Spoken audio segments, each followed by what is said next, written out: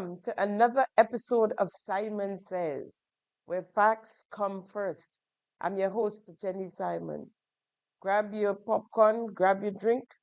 The kids, don't leave them behind. Your notepad, your iPad. Call your mother, call your father, your brother, your sister, your nene, your auntie. Buckle down. We'll be right back. Thank you for tuning in to Simon Says. To ensure that you never miss an episode, click subscribe and make sure to turn on the notifications by clicking on the notification bell icon. See you at the next episode. Welcome back. Welcome back. Now, Simon Says congratulates Mrs. Kamala Prasad Bastessa and her UNC party on their win in the newly held elections, general elections in Trinidad and Tobago. Yes, I'll say it, woman power. PM Mia Motley of Barbados, you got your wish. More to come. You get to see brothers and sisters, soon to be brothers and sisters. Brothers and sisters, you get in company. History was made in Trinidad. 3 women now hold Trinidad and Tobago top leadership positions in unprecedented power shift. Kamala Prasad Bastessa is the Prime Minister. Penelope Beckles Robinson is now the opposition leader for the PNM, and Christine Kangaloo is the president of Trinidad and Tobago. Ain't that something? Women power. The people of Trinidad and Tobago voted against lies, false promises, corruption, incompetence, resulting in a failed government. I say no more. I say no more. We're going to move into some current affairs and news items. In a letter to the member of civil society grouping, a member who was nowhere at the meeting on Tuesday, the 27th April 2025, the letter was addressed to her, Miss Sandra Ferguson. You know, at the meeting, we were a paper passed around and we had to put our name and our email address and who we represented. Of course, I represented the people as a civilian. I represented the people.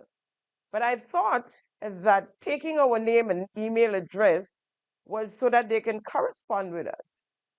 Needless to say, the persons that I spoke to, which, yeah, everyone there, no one that was at the meeting received a correspondent.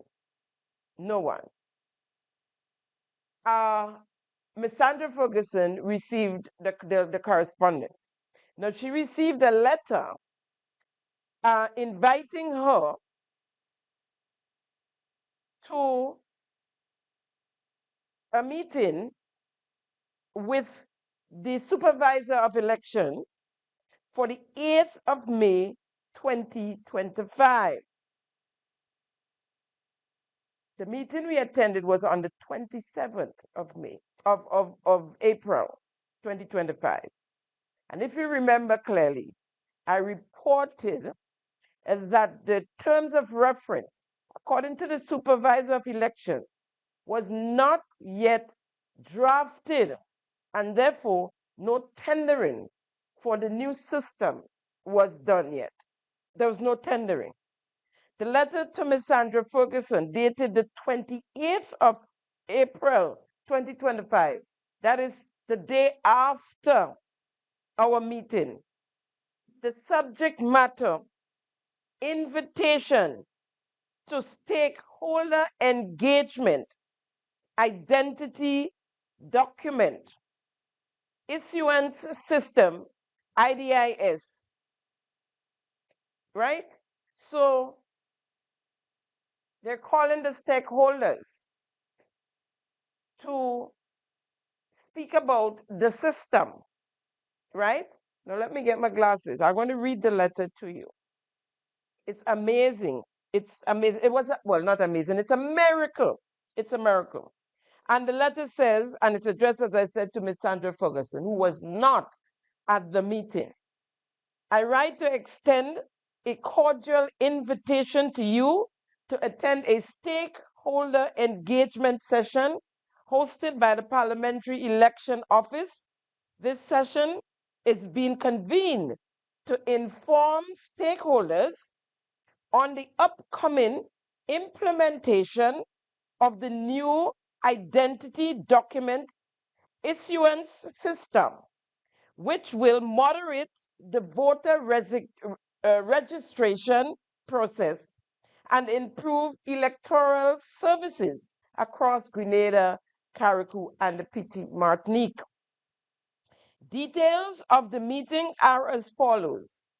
Date, Friday, May the 8th, 2025, from 2 p.m. Venue, Public Workers Union Conference Room. The engagement, and listen to this carefully, the engagement will outline the system features, implementation timeline, and opportunities for collaboration with key stakeholders, such as your office. Your participation and feedback will be invaluable as we seek to ensure transparency, inclusivity, and success in this important national initiative. Please confirm your attendance on Wednesday, by Wednesday, April the 30th, 2025, by contacting the PEO office and the number and everything. We look forward to your presence and contributions, Supervisor of Election Arthur Pierre. Now, you heard clearly, the letter is inviting Ms. Ferguson to a meeting to inform stakeholders of the upcoming implementation of the new identity document issuance system. Now remember, and I said it clearly here, that the supervisor said he couldn't give us timeline. And when and if the new system came and the old system is no more, then all eligible voters would have to re-register. That would take in excess of 2 years, said by the supervisor again, right? Now, all of a sudden, now this one had to be all at a sudden. That can be all of this, all at a sudden. All at a sudden, the supervisor, the day after he told us that there was even no tendering, that was not even ready. It was being drafted, right? There's no timeline. There's no tendering out. All at a sudden, he's ready to implement the system. No way about it in ACE, because where it come from? It had to be he go down the road to Ace Hardware and buy the system somewhere here on island, because they're ready to implement and they engage in stakeholders, right? On Friday, May the 8th, the engagement will outline the system features, implementation timeline, and opportunities for collaboration with key stakeholders. So in 24 hours, less than 24 hours, when no tendering was done, be ready to outline the system features and implementation. Well, I do hope that Mr. Pei can answer to those questions on the 8th of May 2025. Where did he get the system from? Where was the system all along? Why did he say there was no tendering and for the system out? And where all of a sudden he got the system? And we're going to discuss implementation. And I say we because I am going to the meeting, invited or not. I am going to the meeting. I mean, and I'm hurt that he did not invite me to the meeting because I left my email and so with them on that list. But none of us, none of the persons who attended that meeting was invited to the meeting on the 8th, right? But I'll be there because I represent the people. I represent the people. And so how else would you get the information as to what is happening in that office, the electoral office? Now, in answer to the supervisor's letter of invite, the Independence Caucus Constitution Reform Group, who was present at that meeting on the 27th, answered, because of course the letter was passed on to them from Miss Ferguson. And the letter says, "Dear Mr. Pear, we write this open response to thank you for your email dated April the 25th, 2025, and the invitation letter attached within. We here review the content and appreciate the invitation to participate in the stakeholder engagement. However, we must reiterate that during our meeting on April the 22nd, 2025, it was communicated that the office was in the process of preparing the terms of reference for the proposed new voters registration system, and that the tendering process had not been initiated. As we highlighted during the meeting, there has been no discussion in Parliament regarding this system, its cost, or its implications, and ongoing consultations were abruptly suspended as soon as you took office. We strongly recommended that the office provide a comprehensive written report addressing these and other concerns, a commitment you agreed to. It is therefore highly alarming that less than 3 days after our meeting, we are being invited to discuss the upcoming implementation of the new identity document issuance system. This action reinforces our concerns about the independence, the integrity, and transparency of your office. As agreed, we expect the request report on the issues raised no later than Tuesday, April the 29th, 2025. Failure to provide this will compel us to take further actions to seek clarity to these matters.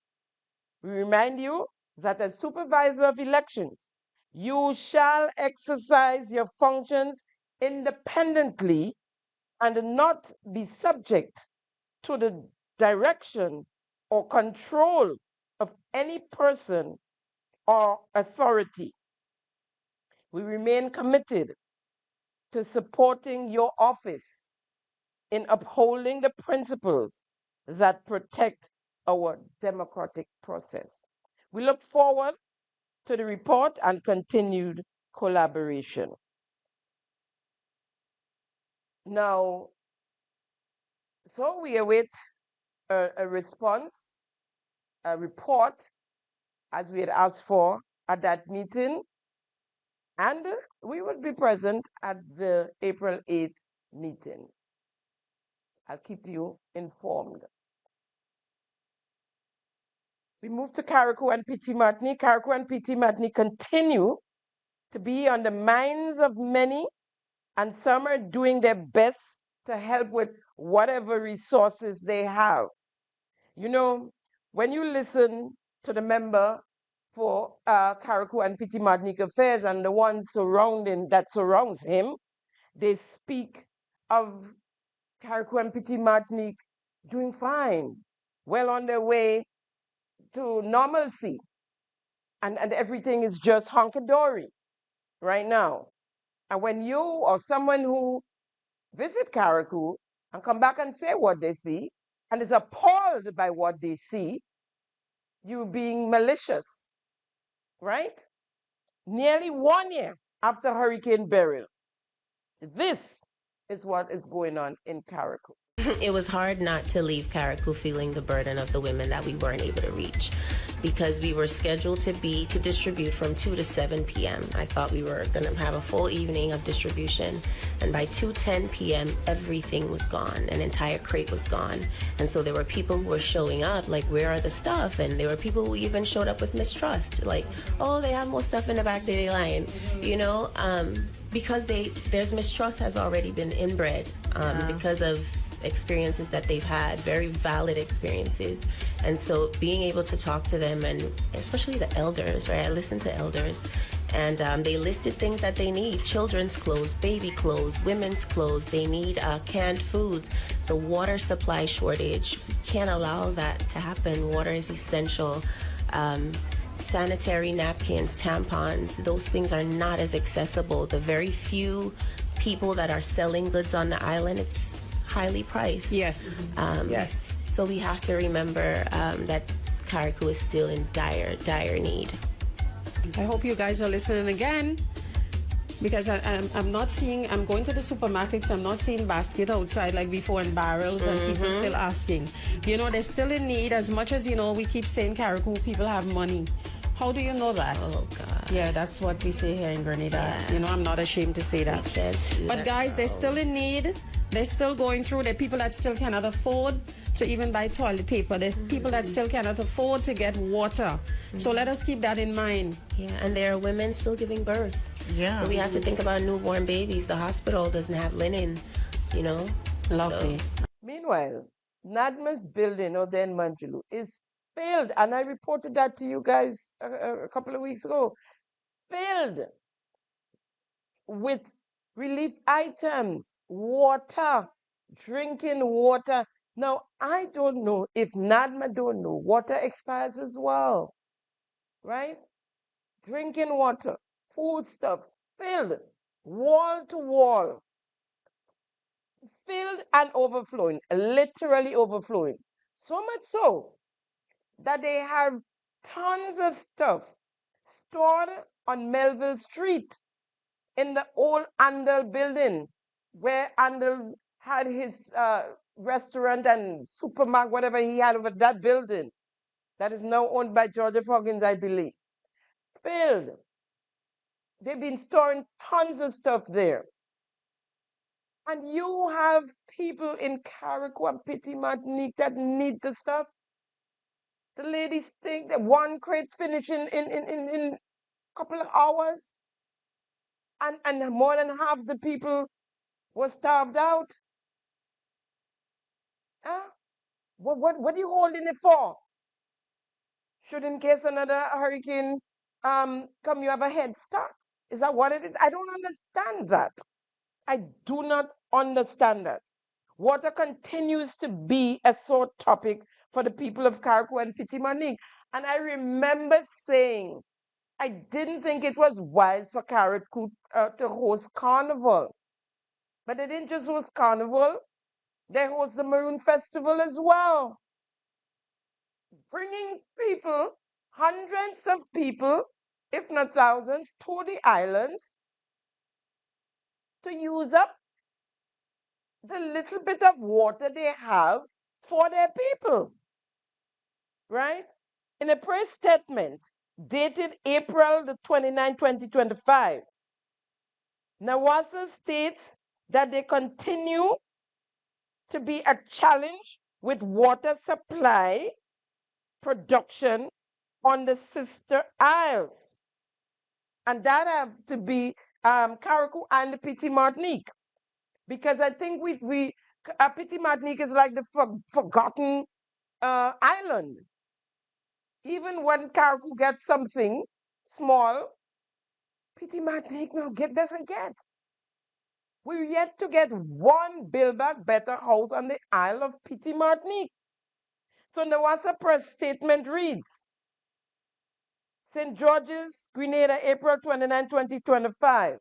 The National Water and Sewage Authority, NAWASA, advised all consumers in Carriacou that it continues to face serious challenges in the production and distribution of potable water on the island. Over the weekend, NAWASA made every effort to barge water from Grenada to Carriacou. However, these efforts were undermined when the quality of the water was compromised, resulting in contamination that rendered it unsafe for human consumption. Subsequent analysis confirms elevated levels of iron, far exceeding the permissible limits set by the World Health Organization.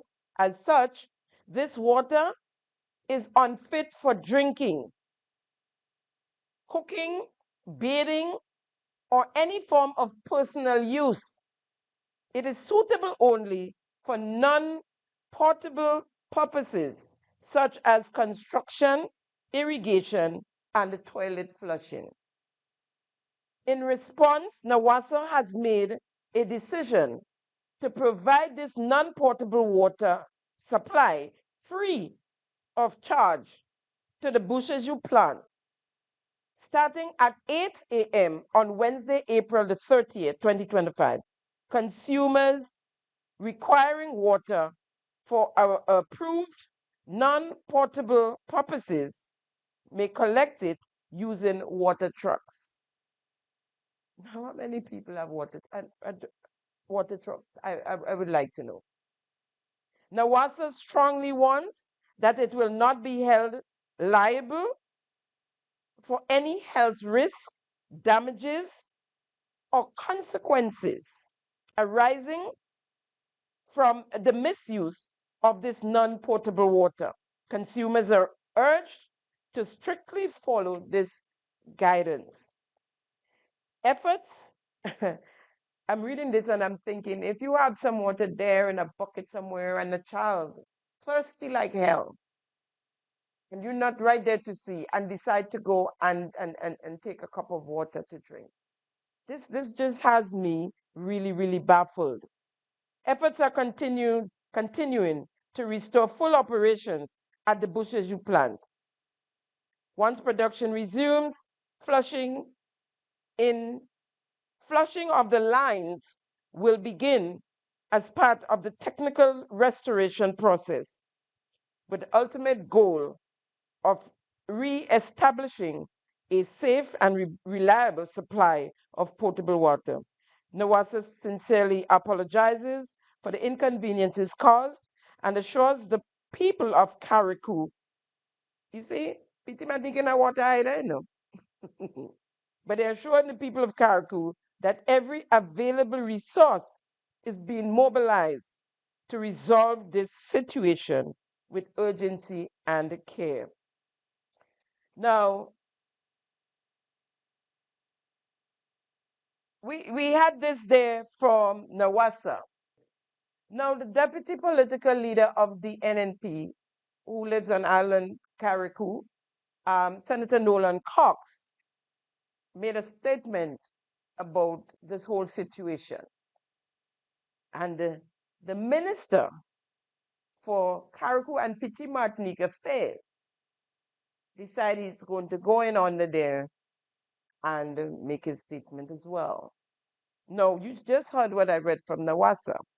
No, Honorable Tevin Andrew said, Dear Mr. Cox, no, he is Senator Cox. He is the deputy president of the Senate, right?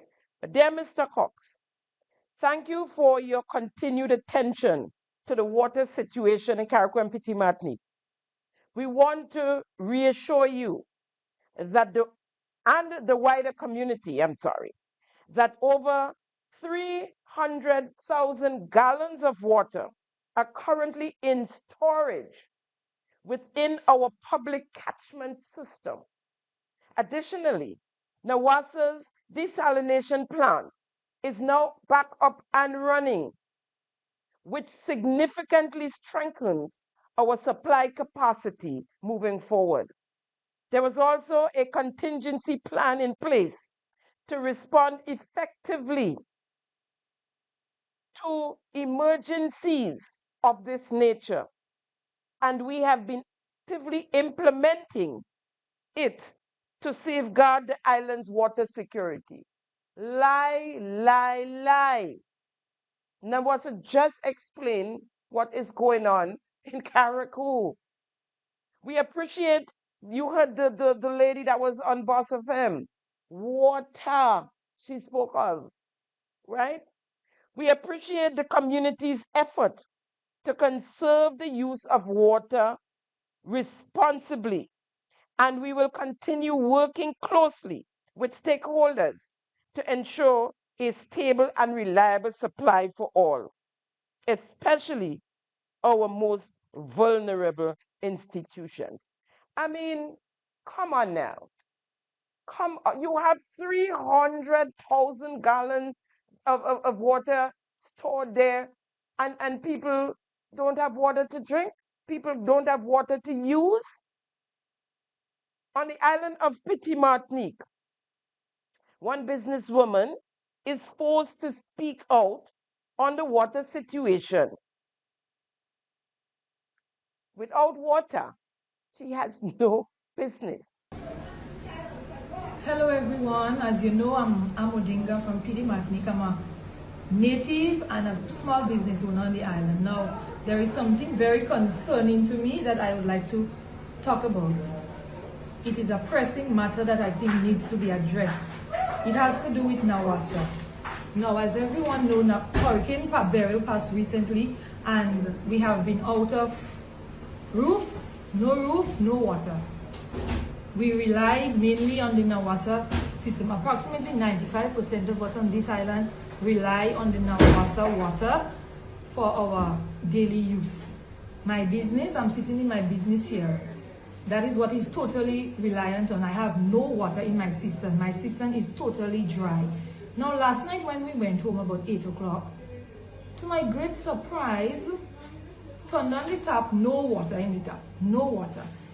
So we proceeded to call the Nawasa rep on the island.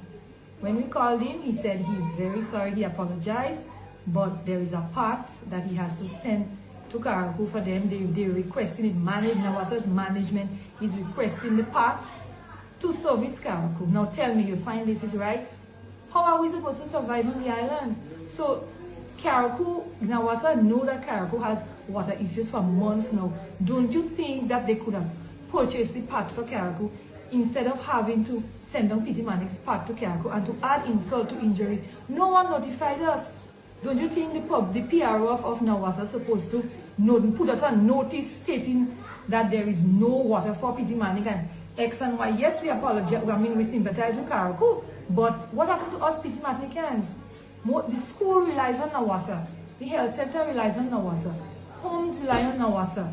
Everybody you look at this morning, no Nawasa, no water. I was on the verge of shutting my business down today because no water.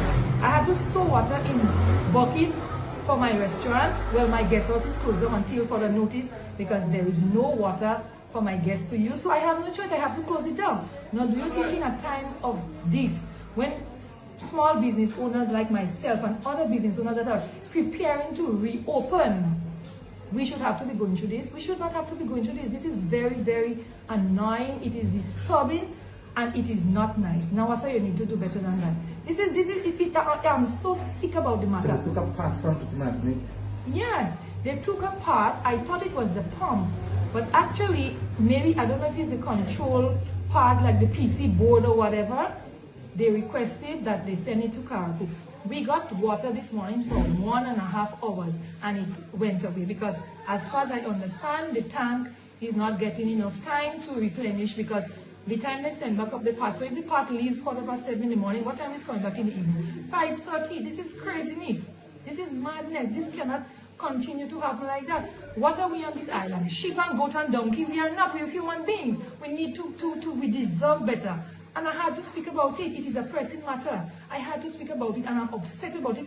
And most people are upset, but they wouldn't do like me and go to social media and talk about it. But I said, I am going to speak about it because my business is affected severely because we rely totally on the Nawasa water. I'm very, very upset and I'm pissed off about it. And I hope Nawasa addresses this matter and they do better. Speak up, girlfriends. Speak up. More of us need to speak up. This thing where people are afraid. I've never seen so much fear in Grenadians that they're afraid to speak. And I could understand in Petit Martinique and Carriacou where the people are afraid to speak because they want a little home. They want to get back to a comfortable life. But you need to speak up. Speak up. If enough of you speak up, things might be better. Things might just get better, right? I have been getting messages. Parents cannot send their kids to school. There's no water. How are you sending your children to school and there's no water, right? And then you have to worry about them drinking water at school. That's not good for drinking. Meanwhile, now Nadma have a room full of water. Give the people the water. I don't understand that. It's frustrating for me just to bring that news to you, right? It is frustrating for me. Can you imagine the people of Carriacou and Petit Martinique having to go through this almost a year later? Almost 1 year later. Instead of covering up, and this is to the Minister of Carriacou and Petit Martinique Affairs, instead of covering up, if you love your people as you say you do, you need to call it out. Yes, it's your administration. Call out Nawasa. When you go to cabinet, call it out. That Petit Martinique and Carriacou need you guys. Where's the money? Where is the $118 million we got from CRIF? Where is the 100 million USD we borrowed from Saudi Arabia? And all the other monies we got from friends. Where is it? Where is it? Why are we treating our people, our brothers and sisters, like Odinga said, like animals? Why? Especially the people of Petit Martinique. Where are we with this commission that was formed? They said they needed a few weeks to settle. Are they settled yet? When are they going to settle? I mean, I just don't understand it. And you are running out of time. We are almost there in the hurricane season again. You are running out of time. Meanwhile, I'm pleased to announce the 5 ladies, the Minister of Carriacou and Petit Martinique and his permanent secretary, fired, victimized right after they came into office in 2022. They got justice. Though not all they deserved, they got. Speaking to one of the individuals, she said to me that they expected to get their monies for the 3 years they've been out of work to now, and they did not get that. But they are so happy that they received everything else, and so they forfeit that, but they got something, right? They received their severance and holiday pay. The government was penalized for not giving the ladies their 2-month lieu of notice. So they got that also, monies for that. And they received, so they received those monies, right? And they are happy. They were not taken back, but at least they got some sort of compensation, so to speak. The women thanked the Public Workers Union for standing by them all the way. They have since received all their monies. And so it's just not that the court say, the labor commissioner said they supposed to get their monies. They did get the monies in hand. In other news, another 5 women, this time from St. Andrew, also victimized by the Deacon Mitchell-led administration on entering office in June of 2022, they got victory as well and was well compensated. 5 female workers from St. Andrews have finally been compensated after the Labour Commissioner ruled their termination was unjust. The women, former employees of the then Ministry of Works sub-office in Pearl St. Andrew, were sent home in August 2022 following the change of government to the National Democratic Congress administration. They were replaced with new workers the following week after serving the ministry for up to 10 years in some instances. Their case was taken to the Ministry of Labour in October 2022 by Humphrey and Associates. Lead consultant Chester Humphrey explained that it took nearly 2 years and the case passing through 3 Labour commissioners before a hearing was held. It took quite a long while for this case to go through the grievance process. In fact, the case went through 3 different Labour commissioners before our case could be actually heard. There were a lot of delays, and this led to the Humphrey and Associates threatening to take the matter before the High Court, seeking a writ of mandamus to compel the Labour Commissioner to hear the case as is set out in law.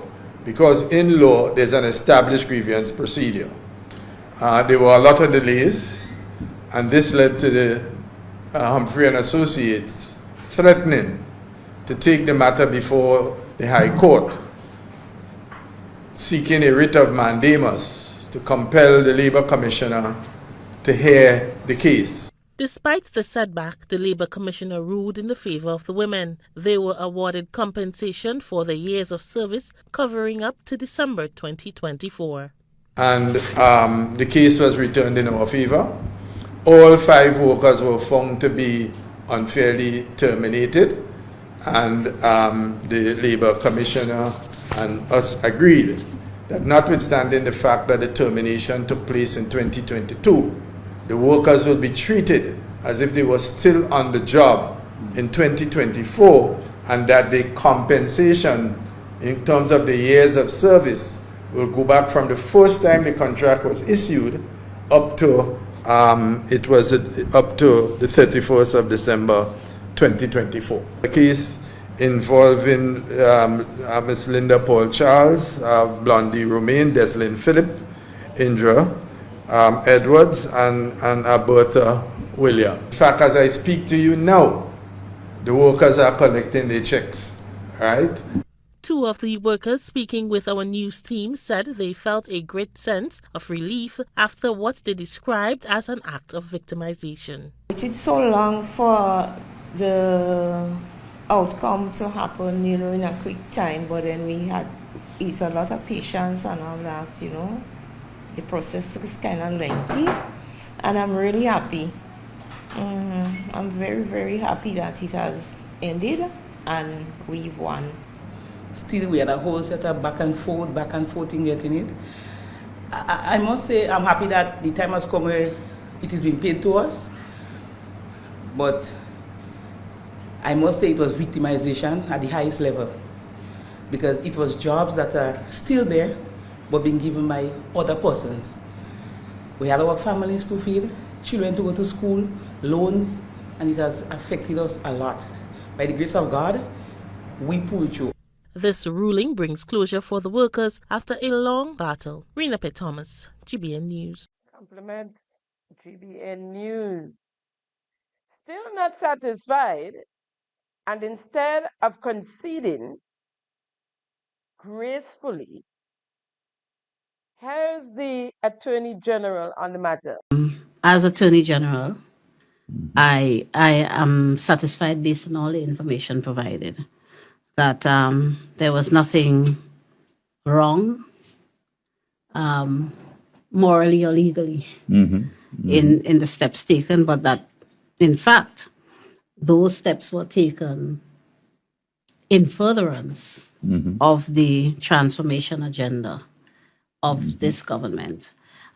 Because in one particular case, the person was actively campaigning against the transformation agenda. Take, for example, the Caracu 5. When I had certain documents before me, I formed a view as AG, and I said, well, I didn't see anything wrong done. With the firing, yes. When we got all the information, when we got the other side and objectively viewed the matter, right?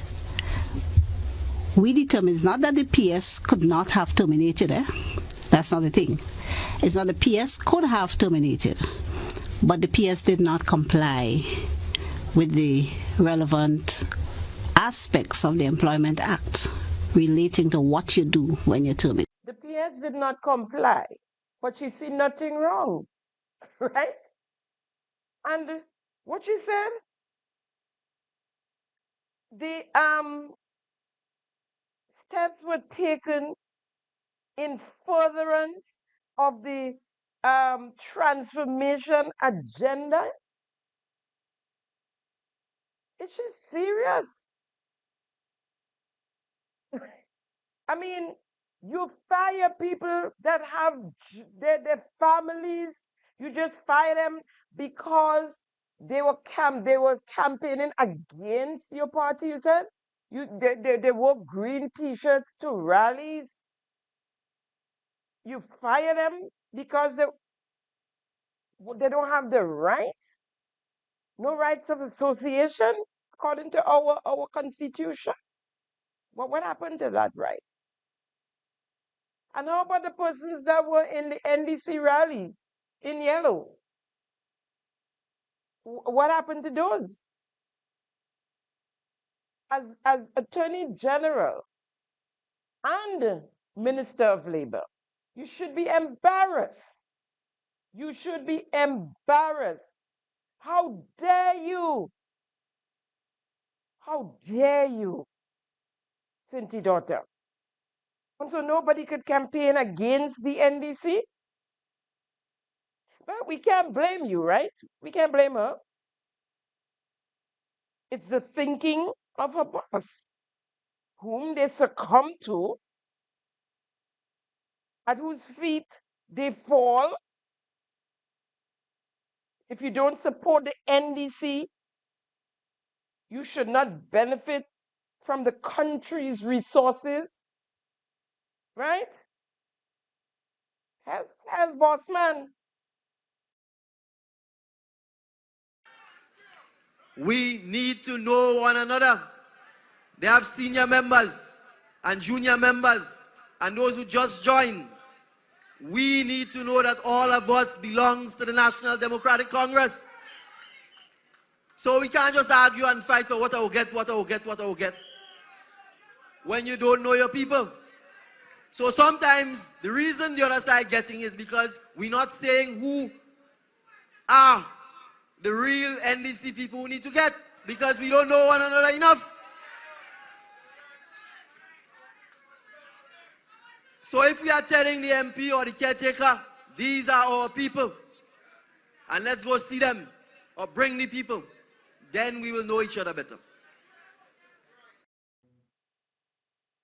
Then what do you expect from Cinti daughter, who is fighting, by the way, fighting for their life to remain relevant, to remain the candidate for the town of St. George in the upcoming general elections, knowing fully well, she is not the preferred choice, was not in the last election and still isn't. Never was. But when better can't be done, you know what they say, let worse continue, right? But God will deal with all you. God will deal with all you. Folks, since I'm on Cinti daughter as Minister for Labor and Attorney General, I have a question for her and the Prime Minister responsible for Grenlec, Prime Minister Deacon Mitchell and Attorney General. Why is Grenlec refusing to implement arbitration tribunal orders and findings? Folks, you remember the strike action Grenlec workers took in support of 2 of their workers that was fired? Well, it went to arbitration and Grenlec was ordered to reinstate both workers. In a letter in where from was in Mark? In a letter dated April the 22nd, 2025, coming from the Grenada Technical and Allied Workers Union, it reads, let me get my stash here. The Grenada Technical and Allied Workers Union, GTAU, writes to express its and the workers' grave concerns that the Grenada Electricity Service Limited, Grenlec, has neglected or refused to implement the findings and orders of the arbitration tribunal regarding Ms. Callista Brathwaite and Mr. Dwight Francis. By way of correspondence dated April the 3rd, 2025, arbitration tribunal ordered, among other matters, that both Mrs. Callista Brathwaite and Mr. Dwight Francis be re-engaged forthwith by Grenlec. To date, almost 21 days or 3 weeks later, the company has neglected or refused to implement those orders or findings. GTAU finds it very disturbing, to say the least, and hereby points out that this behavior by Grenlec has the real potential to channel concrete energy into further industrial action, to have this matter immediately addressed. This approach to matters was evident during the last days of the then majority shareholder WRB. However, given the structural changes, our expectation was that a different approach to dispute resolution would have been forthcoming. Sadly, we have not seen that. Minister, while the company continues, and that minister responsible is our beloved Prime Minister, Deacon Mitchell. Minister, while this company continues to blatantly disregard the arbitration orders or findings, it has since engaged the worker who was earmarked to fill the position, function performed by Mr. Dwight Francis, an action that you had intervened and addressed before. This amounts to provocation.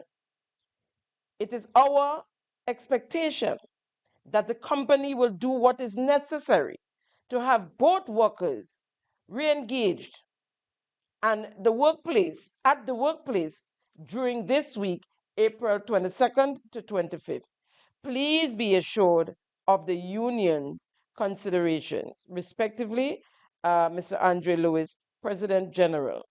Now, and it was copied to the shop steward.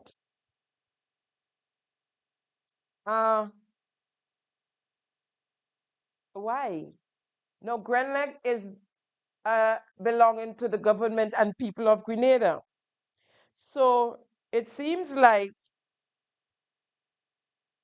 the government and people want to go to court. They want the union to take Grenlec, or the workers to take Grenlec to court. I don't understand this. Or that we have to go through another set of protests and tools down, and this time it might intensify, right? We might have load shedding. Is that what we want? Is it that there's some lawyer or lawyers sitting there ready to make a money on Grenlec, right? Is it true, Prime Minister, you told the workers at one of your visits that Grenlec has a lot of money? And so do you think it's okay that Grenlec couldn't go to court? They have money. They have to pay lawyer fee, right? Are you going to allow the workers through their union to take Grenlec to court, a state-owned company? Shame on the government of Grenada. Take back the workers as was stipulated at the arbitration. What's the issue? Instead, you engage in replacement. I'm not sure what is going through the minds or who's advising you guys, but something wrong. Something definitely wrong. Moving along. Folks, sometimes I don't know if to laugh or if to cry. And I'm serious about it. Because sometimes you feel so, the anxiety that you want to cry of what is going on in our poor little country. And sometimes you laugh. And as we used to say going to school as a child, not all skin teeth is laugh. Sometimes you just don't know what to do. But the whole thing, the whole way this country's been run by these people, it's overwhelming. It's overwhelming to say the least. Now, here is Prime Minister Deacon Mitchell as political leader of the NDC on the whole Sargassum situation. Where have you been since 2014 for you to not smell the stench that comes from the Sargassum that the people of Soubise and Marquis have to live with day in, day out? Where have you been to not know that the fishermen of Soubise and Marquis have to walk through the Sargassum every day to get onto and off their boats with their fish? Where have you been to not know that the Sargassum is damaging the engines of the boats? Where have you been to not know that the Sargassum is creating skin rashes to our fishermen and the people who go on the beach and have to wade through the Sargassum? If you view life negatively, you will simply perhaps see the Sargassum as a problem. But if you view life positively, we know that everything that has been placed on planet Earth is placed there by the Creator. And He gives us the wisdom to find creative ways to use whatever it is that is on planet Earth. So we see the Sargassum as an opportunity for us, in fact, to be able to use it to the benefit of Grenada. And so we intend, first of all, to capture the Sargassum before it gets to shore. We intend to research, bring into Grenada nets that we can run along the coastline so that we can capture the Sargassum before it gets to shore. We can then bring it ashore. We can then store it appropriately, conduct the necessary research on it, and use the findings from the research to create products that would be useful for us. And let me make it clear, there are already other islands within the OECS that has been exporting the sargassum to European countries. So we have an asset which is simply lying along our coastline, and we have not been utilizing it. We are satisfied that we have enough scientists, that we have enough researchers within Grenada, the OECS, and the wider Caribbean who will be able to help us address this problem.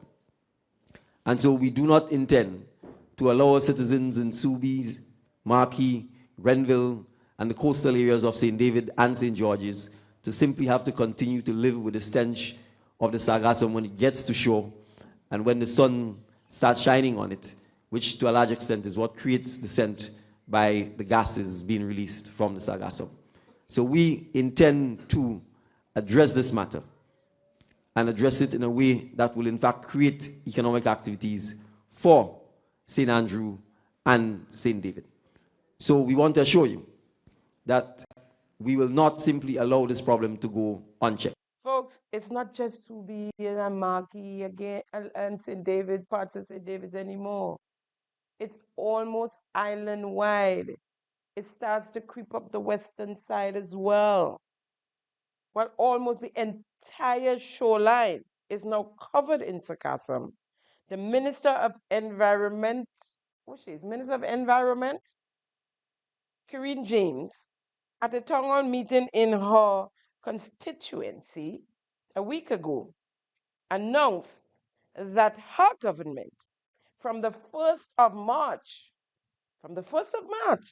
has put measures in place to take care of the sargassum. Grenada continues to lead regional efforts and international efforts as well in addressing the environmental and economic challenges posed by sargassum influxes.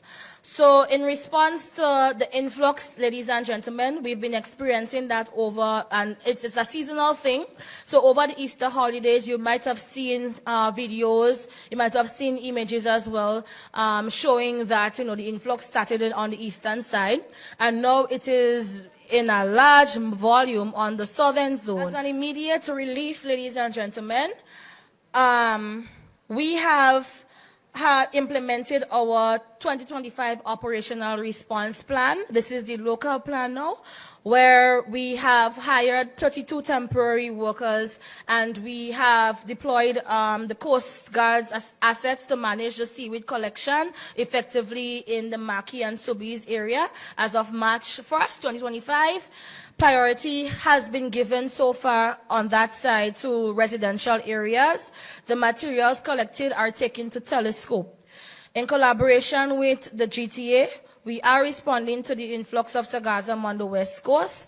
And so we have the Yahama boats at the Coast Guard base, and we are mobilizing, and we intend to launch and deploy the floating fence that we have and to collect the sargassum in water using trawl nets. The materials will be landed at the Grand Mall jetty, and it will be taken to Perseverance landfill. Priority is given to the commercial areas as well. The trawl nets will be used to collect sargassum in water on the west coast from tomorrow. And we are going to be landing at the Guave jetty, and it will be taken to Perseverance. The boats will be returned to the Coast Guard base at the end of each working day as a matter of security. We just can't predict where it's going to go, but we are trying our utmost to deal with it. So minus the noise and just focus on there is interim steps that we are taking, and these are the few steps that we are taking thus far. Folks, certainly, if their nets out there, they're not working. And the trawler and the 30 people, whoever, whatever, wherever. But we know this young lady doesn't get her facts right. She just rattle out thing. Remember the CRIF thing that the NNP did not implement, and then 8 years it take them before they. You remember that story? Remember her in the parliament speaking like she know what she's talking about?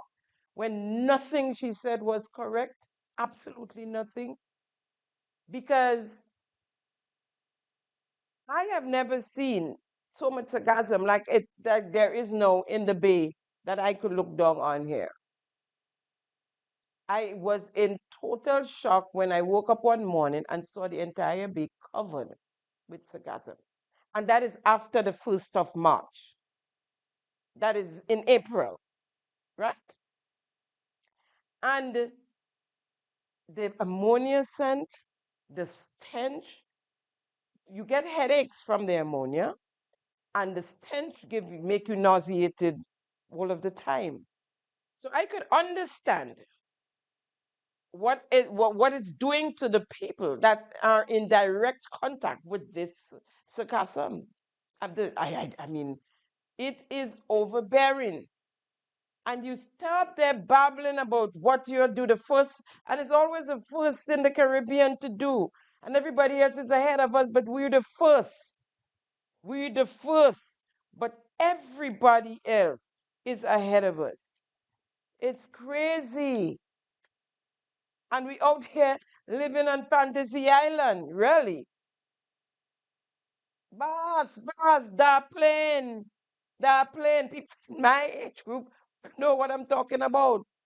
Real Fantasy Island kind of stories we getting. We continue to get. Stop talking and act. Mouth open, word jump out, all sort of fancy things. This new term, schools are sending notices to their parents announcing a pause, so to speak, in the school feeding program. In a notice sent to parents from one of the schools, it reads, "Good day, parents, guardian. Hope everyone is doing well. I am very happy to have everyone back for another term. I pray that we continue to work together for the success and continued development of our students and school. Updates. Due to financial constraints with the school feeding program, we regrettably put a pause in the program until further notice. Sorry for the inconvenience caused, and we will keep you updated on any changes." Folks, the school feeding program was not perfect, but it was happening. The schools were managing for the most part. Parents paid $1 a day for meals. Teachers paid $5 a day for meals. Added to the stipend from the government, from central government, and groceries they got every month. Of course, when something ran out, they were able to purchase it with the dollar they collected from each student every day. Every day. So they had a backup system, in other words, in an effort to check boxes. Check, huh? The government announced a free school feeding program. No contributions from the parents needed. Since then, the school feeding program has been struggling. And who falls prey to that? Of course, the poor and vulnerable children whose parents was happy to give $1 so that their children can have meals at school on a daily basis. Now, when you get a notice like that, you have to worry about where you getting the food, or you have to get up to cook to send the children to school. Some kids got breakfast and lunch at schools. If it ain't broken, what you fixing? It wasn't broken. But in an effort to check, and then to put out something to say, we had this free school feeding program.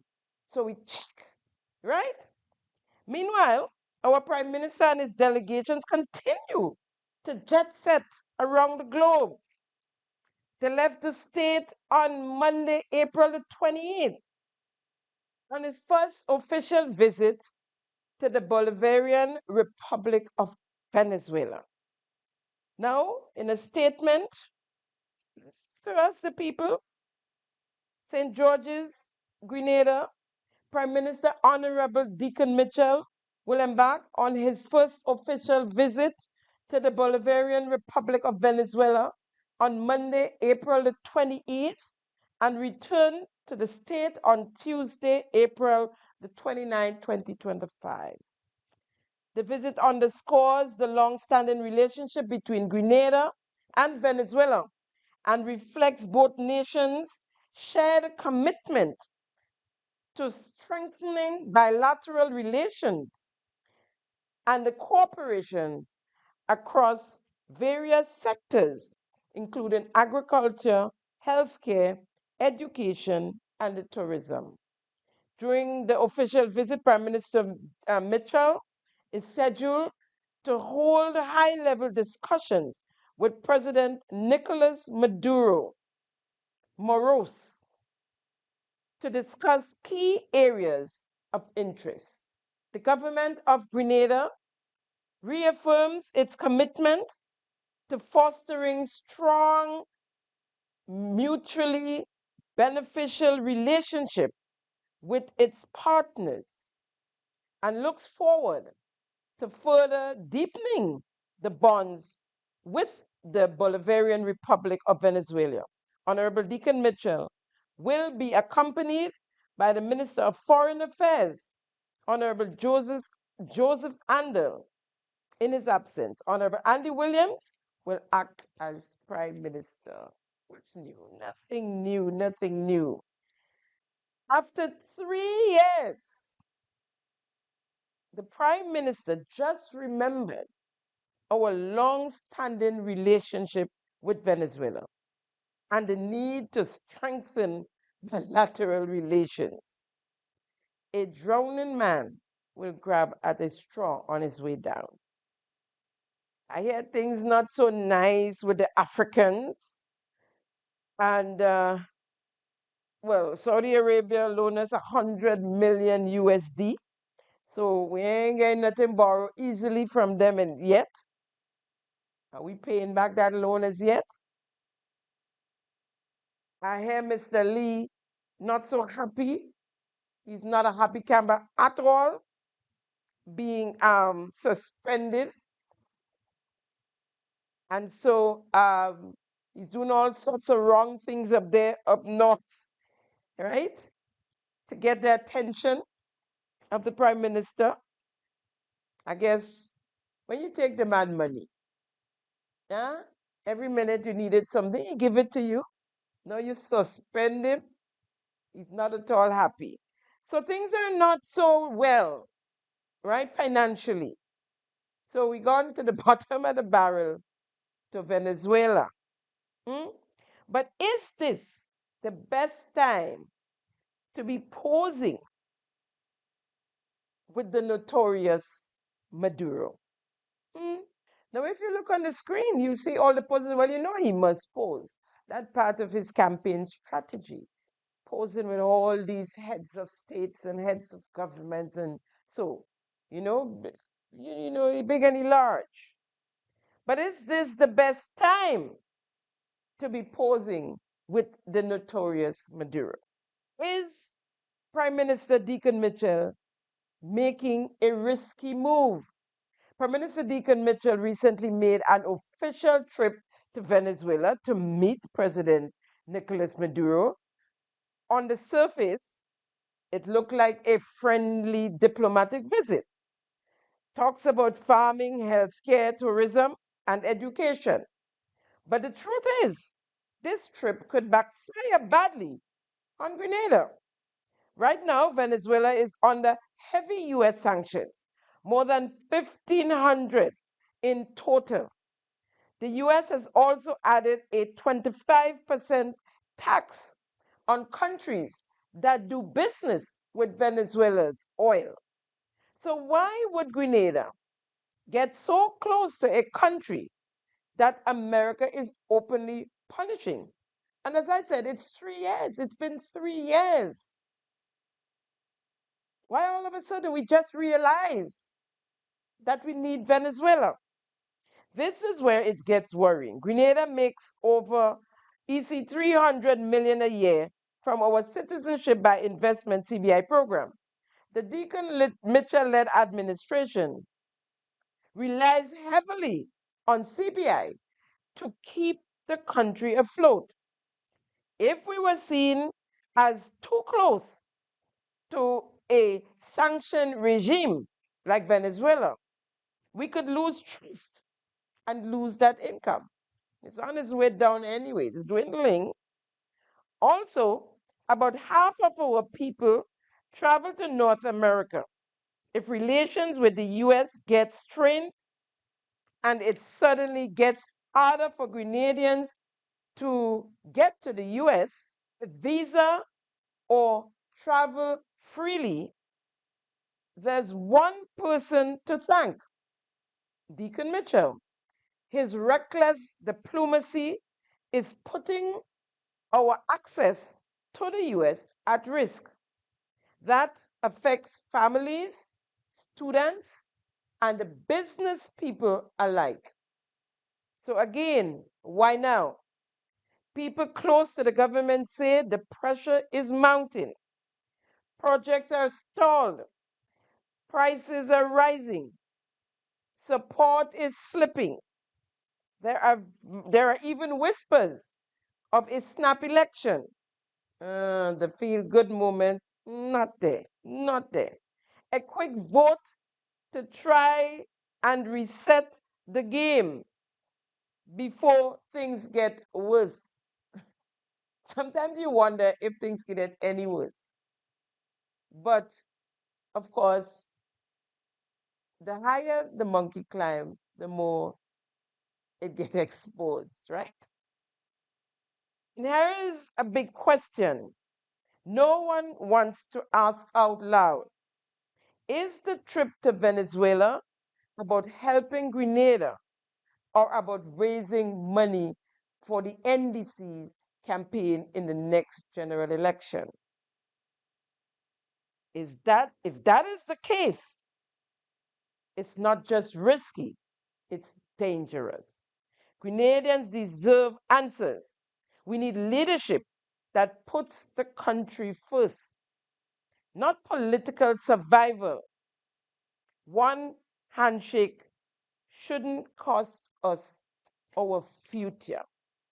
Folks, we'll take a quick break and come right back. Thank you for tuning in to Simon Says. To ensure that you never miss an episode, click subscribe and make sure to turn on the notifications by clicking on the notification bell icon. See you at the next episode. The heightened confrontation between the Royal Grenada Police Force and civilians, including underage children, school children, is a case for concern. The lack of respect for each other, civilians towards police officers towards civilians, is down to zero. Sad but true. There is always a squabble in the streets between police officers and civilians. A lot of the times is the manner in which the police officers approach the situation. The latest being last weekend, Sunday, 27th April 2025, the St. Mark Annual Reservoir Jam. According to the breaking news, 4 persons were shot and hospitalized. One died on Tuesday afternoon in the ICU at the General Hospital. Now, it was first announced that the victims were shot by a police officer who opened fire on the crowd. Then we heard that it was not so because the shells found after the shooting were from a 9mm gun, and the police don't use those. All rumors in social media. We await an official statement from the RGPF after the investigation is concluded. You see, the RGPF, like the Cabinet of Grenada, speak to us on a need-to-know basis. And after pressure from the people, then they come and they give us something, a little half story, half truth, and they leave us with that. The story is dated March the 1st, 2025. A submersible, an underwater vehicle that's carried or supported by a larger watercraft, which distinguishes it from a submarine, which are self-propelled. Now, the submarine is self-propelled, the submersible needs help. The submersible, filled with drugs, sunk in the waters between Grenada and Trinidad and Tobago. And we were never told of this story. Now, listen to an audio that describes a story that all of us would be hearing for the first time. The search for Able Seaman Kieran Simon of the Trinidad and Tobago Coast Guard has transitioned from a search and rescue operation to a search and recovery mission. This confirmation came from National Security Minister Fitzgerald Hinds during a telephone interview yesterday. He said the decision to shift the operation was made by experts who had assessed the situation. Last week, Simon was part of a team involved in a multinational drug bust in the waters between Trinidad and Tobago and Grenada. The team had intercepted a vessel known as a narco-sub, a semi-submersible or low-profile craft operated by transnational drug traffickers. During the operation to apprehend several Colombian crew members and transfer them onto the Trinidad and Tobago Coast Guard TTCG vessel, a plug was pulled on the submersible, causing it to fill with water and its bow to tip upwards. This plug is typically used to sink the submarine quickly in order to dispose of contraband. Simon was inside the vessel when it began to submerge. Another sailor, who had been assisting him inside the submersible, was thrown into the water but was later rescued. A day after the incident at sea, Hinds reported that the entire national security apparatus, alongside international partners who had assisted the TTCG in intercepting the semi-submersible vessel, was actively working to locate Simon. The 3 Colombian nationals who had been aboard the vessel at the time were also taken into custody by the Coast Guard. Speaking yesterday about the search and recovery mission, Hinds said, "We are prepared to collaborate with any country that will lend assistance in this regard on this occasion. I have to say we have gotten great help from Grenada because a lot of this is happening inside their exclusive economic zone. We have collaboration with Venezuela. We have collaboration with the United States. We have collaboration with some private parties. We have collaboration with an institution called the Institute of Marine Affairs in Trinidad and Tobago." When asked about the Colombian nationals in custody and whether they would be charged, or if any evidence of cocaine had been recovered from the vessel before it sank, Hinds responded that while he was aware the Coast Guard had intercepted the vessel due to an illegal transshipment of cocaine, that is a matter for the police. They are the ones investigating this matter in that regard and would be better able to answer questions about charges or otherwise. When contacted for comment yesterday, Acting Deputy Commissioner of Police, DCP Kurt Simon said in a brief telephone interview that the Trinidad and Tobago Defense Force had been designated to handle all inquiries regarding the whereabouts and potential indictments of the 3 Colombian nationals. Efforts to contact TTCG Public Affairs Officer Lieutenant Hadija Lamy proved futile yesterday. However, on Wednesday, during the opening of the Brasso Police Station, Acting Commissioner of Police Junior Benjamin, when asked about the apprehension of the 3 Colombians, said that the matter was under active police investigation. "We will continue to conduct all necessary investigations. We know that investigations like these take time. So, as we proceed, we will ensure they are thorough and effective, and in the end, we will seek to get to the bottom of this," he said.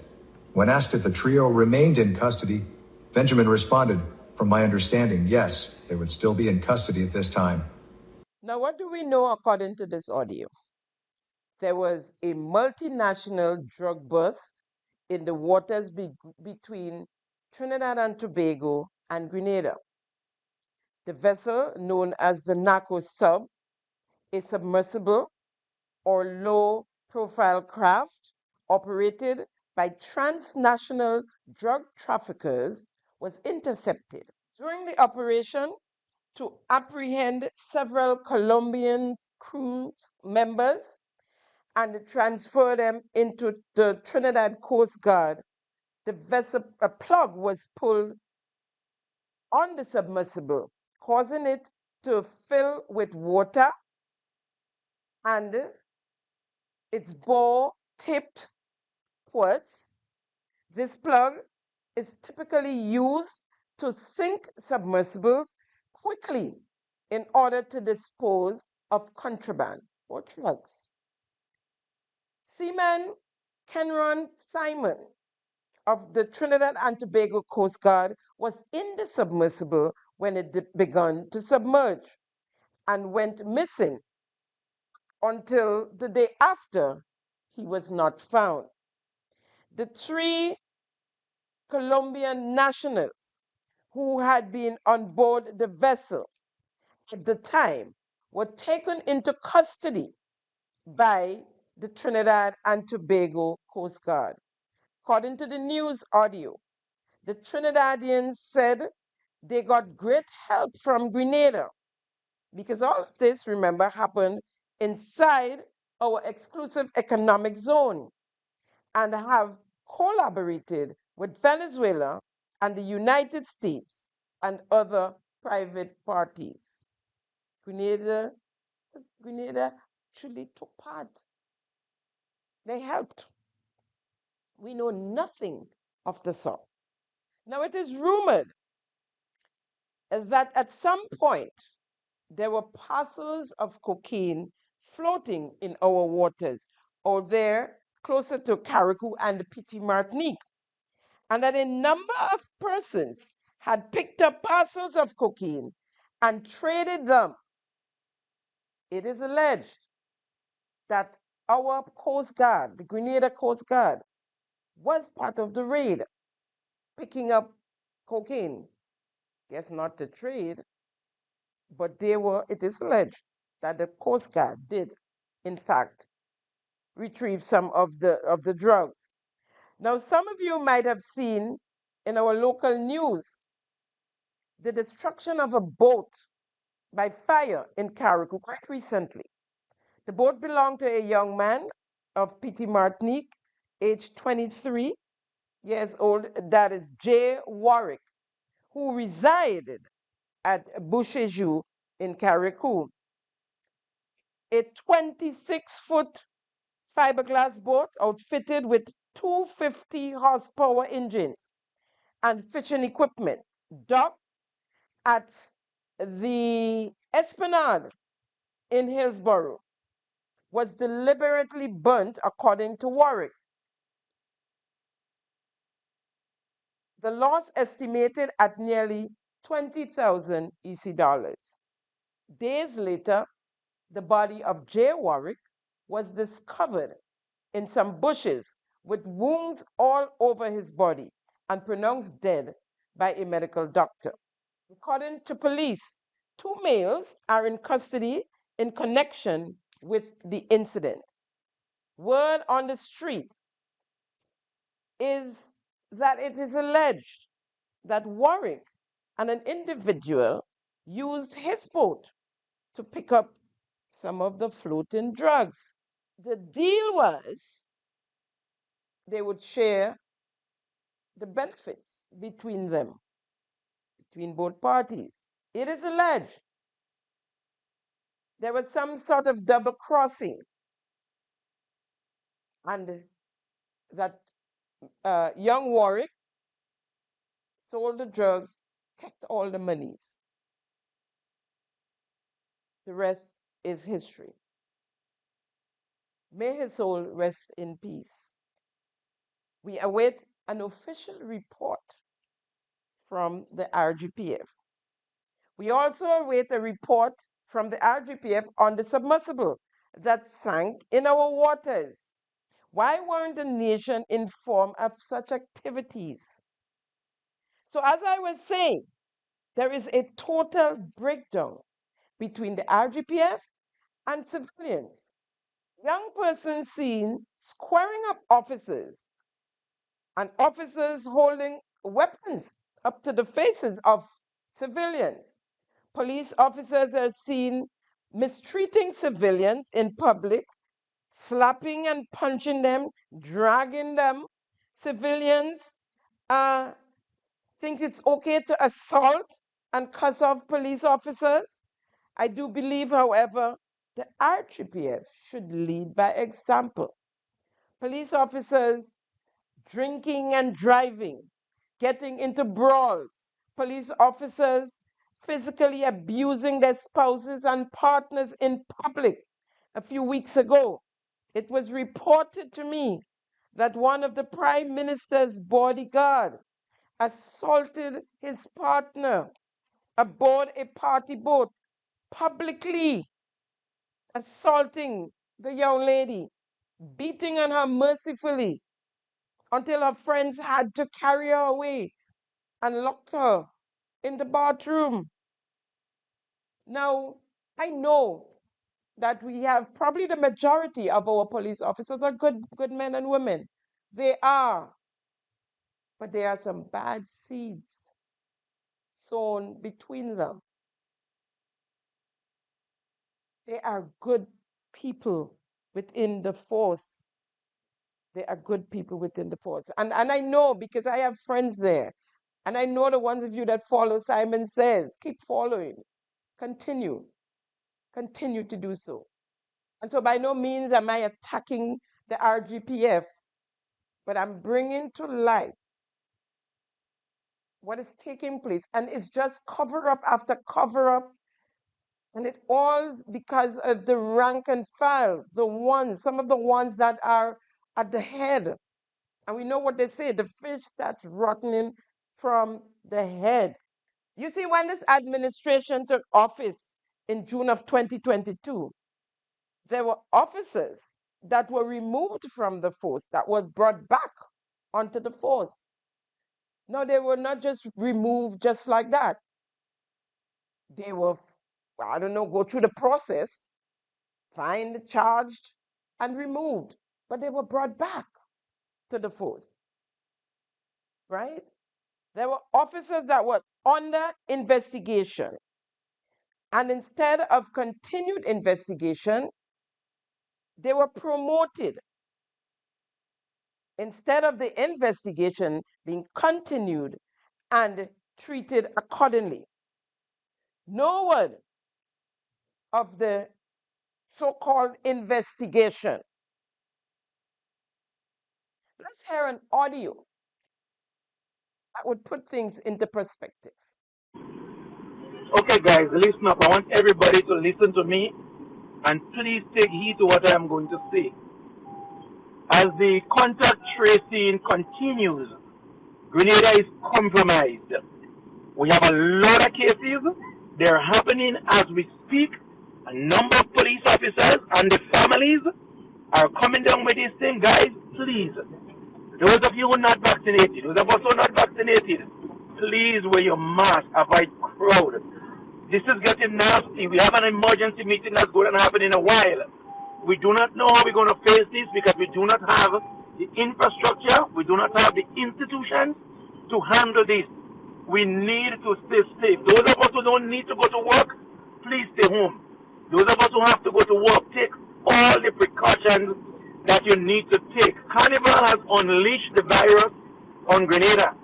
We are in a dire situation right now, and there is panic from the government. With the government panic, everything gone haywire, we all are in trouble. Let's do what we need to do to stay safe. Please, please, please, please, please. It was said that that was the voice of Superintendent Vannie Cowan, then Superintendent Vannie Cowan.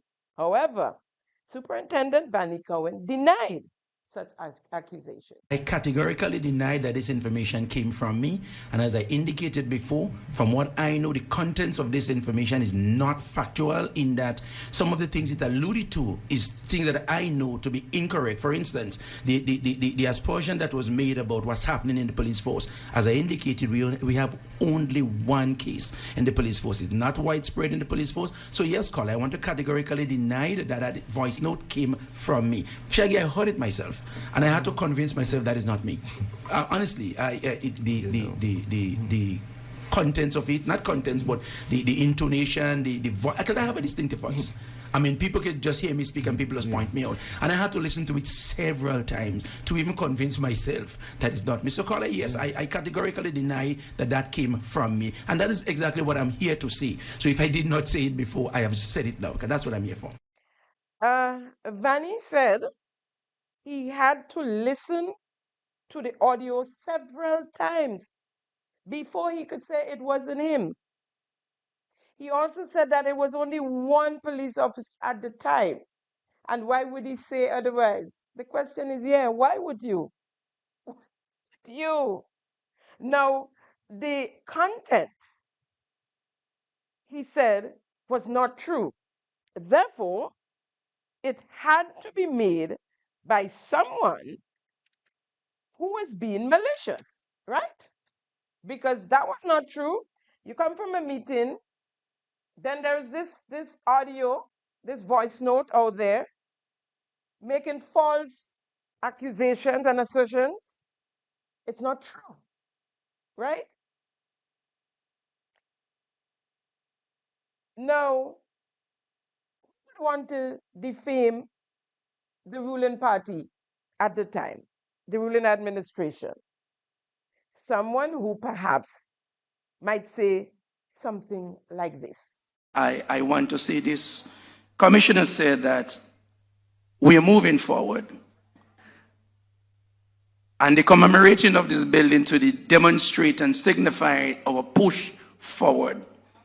As an organization, we accept that mantra that we are moving forward. And as I close, I want to close by saying we are not going back. Thank you, everyone. With the voice in the voice note sounding very much like Superintendent Vanny Cohen, the then commissioner was forced to launch an investigation. There have been a number of issues also in the media surrounding the RGPF, and I want to state here that the issue relating to the voice note that went viral on social media, of course, we had Superintendent Cohen, who the voice note purported to be, having a response in various platforms of the media indicating his response to the voice note. Notwithstanding his response, I want to assure you that this matter is currently under investigation, under active investigation at this point in time. There has been another issue viral in social media involving an incident at Victoria purporting to have a senior officer involved. This matter is also under investigation. But that was not all Officer Cohen was, but that was not all he was to be investigated on. There was also an investigation related to a domestic matter, an incident at Victoria St. Mark. The officer was visiting a lady friend, termed his mistress, when another lady friend, also termed his mistress, showed up, driving all the way from St. George to Victoria, entered the officer's car, of which he had access as mistress, of course, while he was with the other mistress in her home, removed his work pistol, called him out, and draw. That song is a movie, right? A Lifetime movie. No, it's not a movie. It's for real. The mistress instead proceeded to call the police. Of course, gun drawing, why wouldn't you? I would. The police came. Oh, it's Superintendent Cohen, who it's alleged told the policeman, don't record that. Don't record it. Leave the... But of course, the police was called, so some story has to be told. Of course, there was a scuffle. He managed to retrieve his rifle, and then there was a car chase across country. between the officer and his mistress. All this while wifey is at home.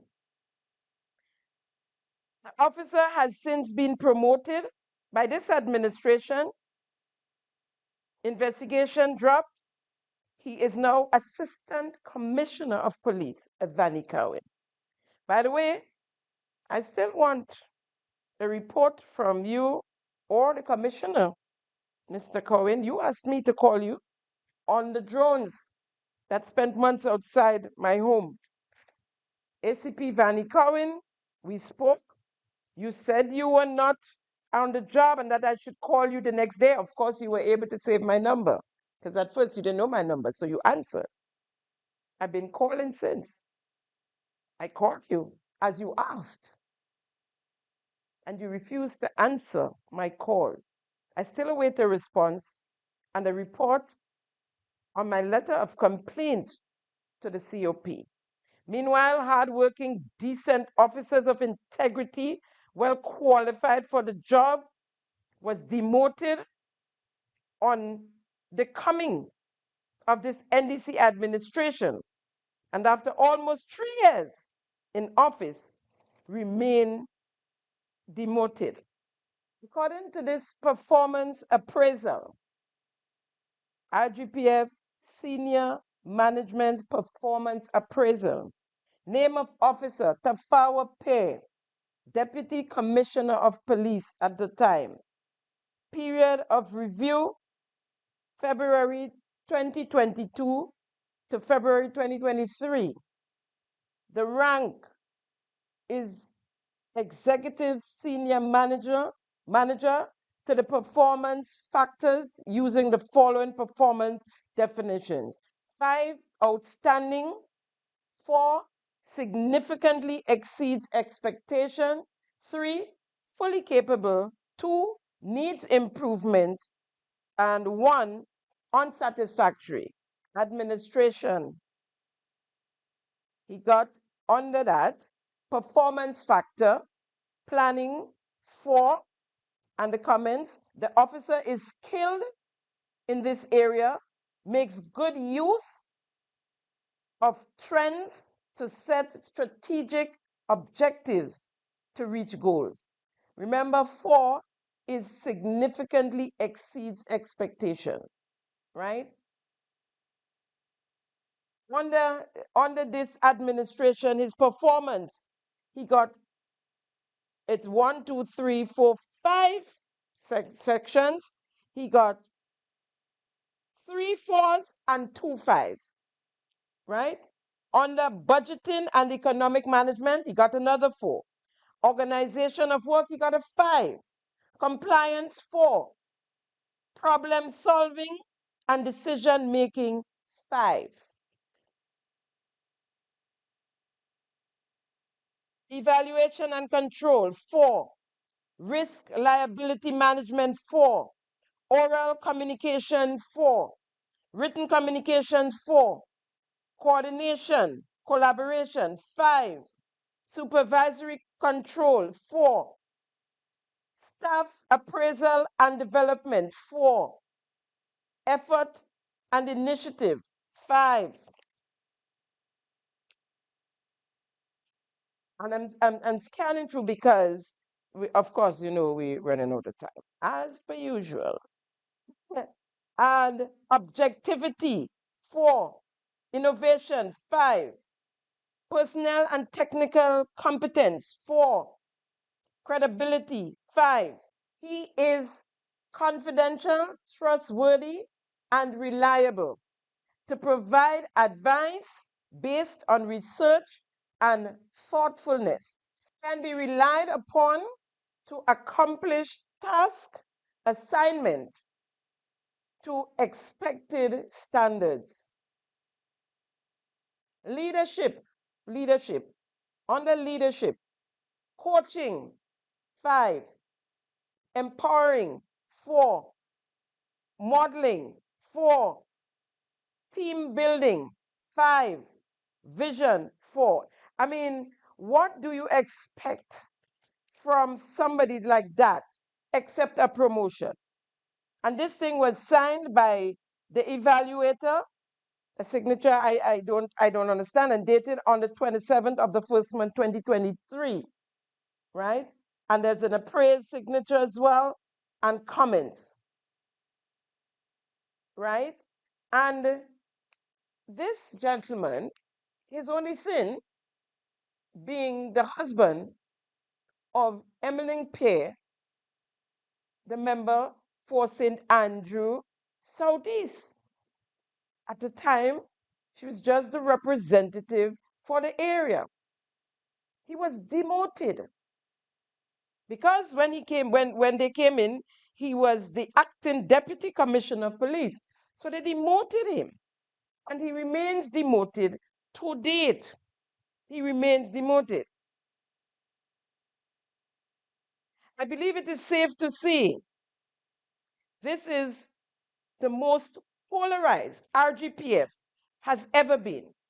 Imagine giving working police officer, a working police officer, of the senior echelon, superintendent of police, with a private security firm, 8 separate contracts taken from different contractors, different security firms, and given to one man, a police officer, because he supports the NDC. At the commissioning ceremony of the new headquarters of the RGPF, the Commissioner of Police, in his address to the gathering, couldn't help but push the slogans and the agenda of the NDC party, or should I say the so-called agenda, shamelessly. It will be remiss of me if I did not recognize the visionary leadership of Prime Minister, the Honorable Deacon Mitchell, and his cabinet. Realizing this dream was not a simple task. In more recent time, former Commissioners Martin and Mackenzie continued to struggle and aggressively pursued the government to give consideration to securing a permanent home for the police headquarters. Having to share the space at our former location has proven to be an acceptable impediment we all grew accustomed to. Suffice to say, today, a promise made is a promise kept.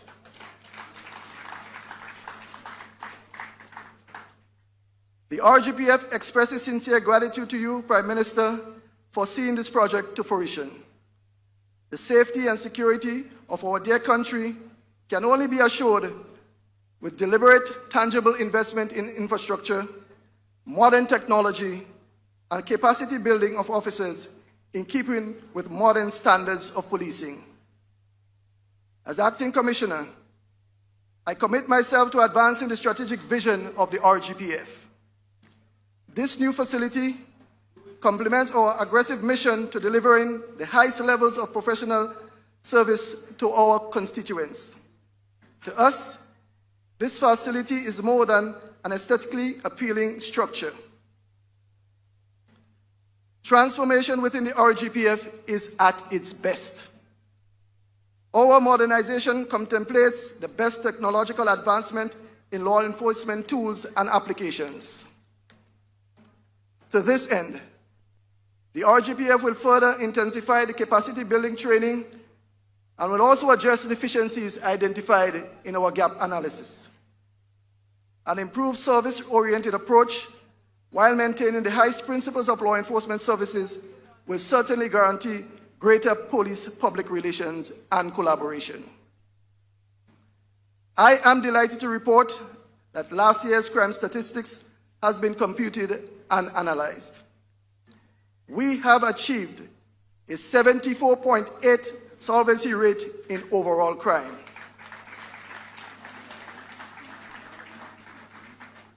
The RGPF confiscated a record 61 illegal firearms for the year 2024, 9 of which was turned in during the period of the amnesty. Drug seizures for the said period was more than doubled. We have cleared up all but one of the 18 homicides reported last year. That is not to say we are not aware of who the suspect is. It's just beyond our reach. These successes were also attributed to intelligence-led operations and the collaborative efforts of community policing partnerships. Notwithstanding all of this, we had a 1.6 increase in overall reported crimes. As we forge ahead, I will ever be reminded of the Gospel of St. Luke, chapter 12, verse 48, which declares, "To whom much is given, much will be required." I wish to assure you, as we advance as an organization, the next chapter of the RGPF will be written by the current serving men and women. On the journey forward, our transformative outlook will have a direct impact on the quality of service. This will be determined through assertiveness, greater efficiency, higher professional and ethical standards, and most of all, humility and respect for each and every citizen. The Royal Grenada Police Force is moving forward. Our most pressing issues are being addressed. We have made many gains over the years, to include, but not limited to, restoration of pensions, salary and fringe benefits increase, refurbishment of police stations, a work in progress, increase in the establishment, advanced technology, increased training opportunities, and this one is a big boss, successful negotiations on the pay and grade structure, a decades-old outstanding matter, much to the credit of negotiating teams past and present, just to name a few. In a statement made by the member of St. Andrew North Southeast at the time, in the lower house of parliament, she expressed her concern then that the amnesty was not nearly enough to try and curb the rate of gun violence on the island. And I quote, "A gun amnesty alone will not keep us safe. I support a gun amnesty, but we must move swiftly to take strategic and decisive actions that will give support to this measure. Adopt a multi-sectorial approach to fighting crime. Provide more incentives to bring back police officers who took early retirement and can make a serious contribution. Improve the morale of police officers. Reinstate and expand youth programs, especially those for young men. Directly engage youth in conflict with the law. Provide more training for police officers in firearm handling and use. Provide more safety equipment to police officers. Purchase special scanners for barrels and containers. Create a special intelligence unit. Let's work together to end gun violence. As the political leader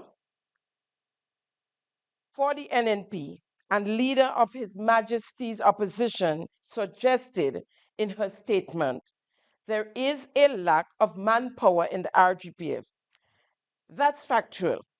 Dozens of police officers have left the RGPF since the coming of the Deacon Mitchell-led administration in 2022. Never before in the history of the force was there such a mass exodus, officers taking early retirement, all because of the polarization of the force. Now, in this document here, the Royal Grenada Police Force circular, Commissioner of Police Don McKenzie, Public Service Commission has approved the following. And I'm going to go straight into, we revert to his substantive office of Deputy Commissioner of Police, effective the 6th of January 2024. Retirement from the Royal Grenada Police Force, effective 7th of January 2024, on the ground of age, and was appointed in the office of Commissioner of Police, Royal Grenada Police Force, on a contractual basis with effect from the 7th January 2024 for a period of 1 year in the first instance. And that is the former commissioner there, Don McKenzie, right? Now,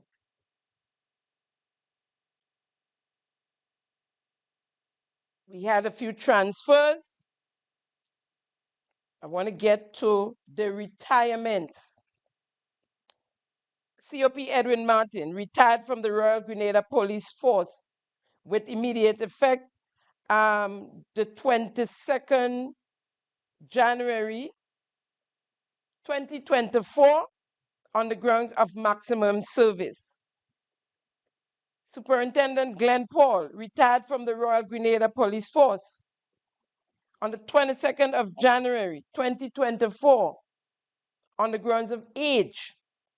So when we get the grounds of maximum service, those are the ones that retiring before their retirement age, right?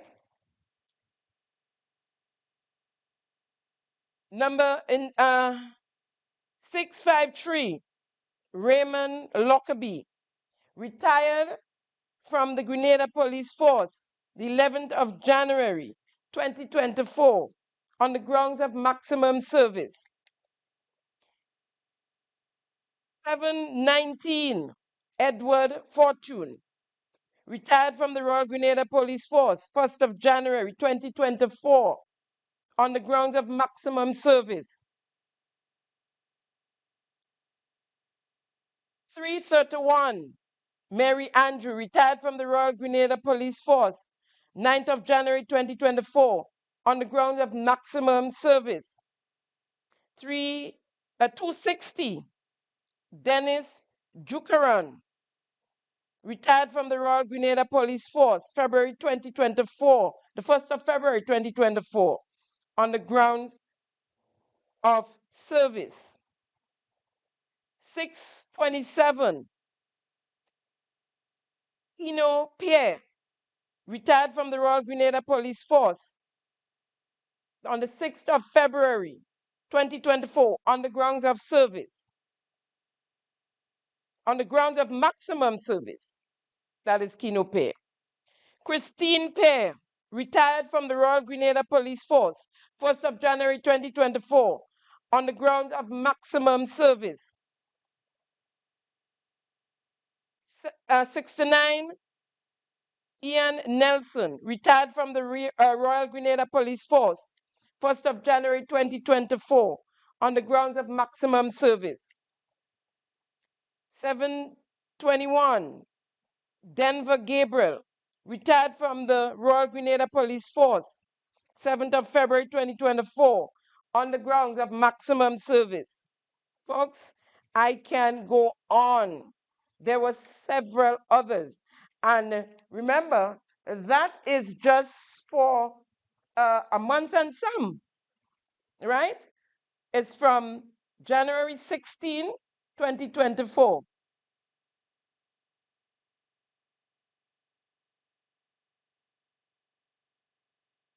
Right? So, several others. I'm just making sure of the date here, right? Several others were retired, take early retirement and went on their way. mainly because of the polarization of the force. We have a shortage of human resource within the RGPF. To date, officers are still taking early retirement, accessing the 1958 pension plan. And to escape the victimization and the nepotism, the polarization of the force, all resulting in very poor morale of the officers. Again, only a few at the top enjoying tremendous benefit. Low human capacity, the reason the Prime Minister gave for the demolition of the FIU when they came in, the Financial Intelligence Unit, and gave it to civilians, untrained civilians. A friend of his, an attorney, Brandon Latouche, of questionable character, a rogue, to say the least, engaged in the abuse of women, bringing them to the point of attempted suicide. And the Prime Minister allegedly covering it up by giving the young lady a job within his government. All allegations, all allegations. The people are calling on the Minister of National Security, even if it's from the clouds, please put a plan together, put a plan in place to address gun violence in Grenada. So the amnesty didn't work, and it is obvious there are loads of guns out there. What is your next move? We need to hear from you and your two stooges, the acting commissioner, Randy Connaught, and the assistant commissioner, Vanny Cowan. The carnival season is almost here, just about to be launched. There will be many more such events like the one held in St. Mark on Sunday, the 27th April 2025, where hundreds of our young people will come together to have fun. Nothing wrong with that. Most of them innocent to the fact. Just trying to have clean fun. Who's protecting them? What's the plan to protect them from gun violence? In 2023 and 2024, persons had to run for their lives at that said event. Show us you care for our young people. Tell us that the lives of our young people matters. They are indeed our future. In the meantime, the people of St. Mark mourn the death of one of their own, a son, a brother, a father, a loved one.